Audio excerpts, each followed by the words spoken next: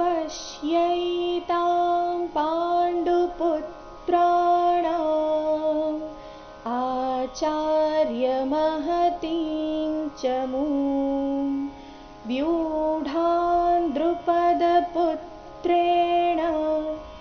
तव शिष्येण धीमता पश्यैतां पाण्डुपुत्राणाम्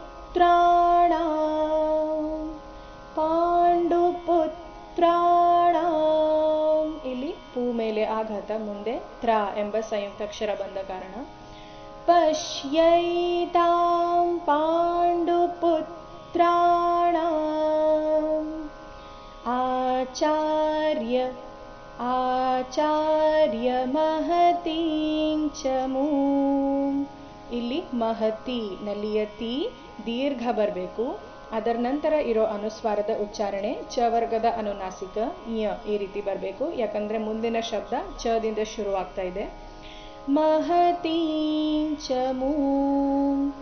ಮೂಂ ಇಲ್ಲಿ ಮೂ ದೀರ್ಘ ಬಂದು ಅದರ ನಂತರ ಅರ್ಧ ಮಕಾರ ಇದೆ. ಮಹತೀಂ ಚ ಮೂಂ ವ್ಯೂಢಾನ್ ದ್ರುಪದಪುತ್ರೇಣ ವ್ಯೂಢಾನ್ ಇಲ್ಲಿ ವ್ಯೂ ದೀರ್ಘ ಆಮೇಲೆ ಢಾ ಚೆನ್ನಾಗಿ ಕೇಳಿಸ್ಬೇಕು. ವ್ಯೂಢಾನ್ ದ್ರುಪದಪುತ್ರೇಣ ಇಲ್ಲಿ ಪೂ ಮೇಲೆ ಆಘಾತ ಪುತ್ರೇಣ ವ್ಯೂಢಾನ್ ದ್ರುಪದಪುತ್ರೇಣ ಕೊನೆ ಚರಣ ನೋಡಿ.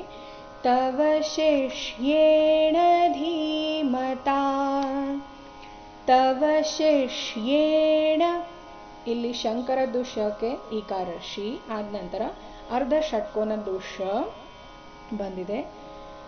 ತವ ಶಿಷ್ಯೇಣ ಧೀಮತಾ ಇಲ್ಲಿ ಧೀ ಮಹಾಪ್ರಾಣ ದೀರ್ಘ ಬರಬೇಕು. ಕೊನೆಗೆ ತಾ ದೀರ್ಘ ಬರಬೇಕು. ತವ ಶಿಷ್ಯೇಣ ಧೀಮತಾ ಪೂರ್ತಿ ಶ್ಲೋಕ.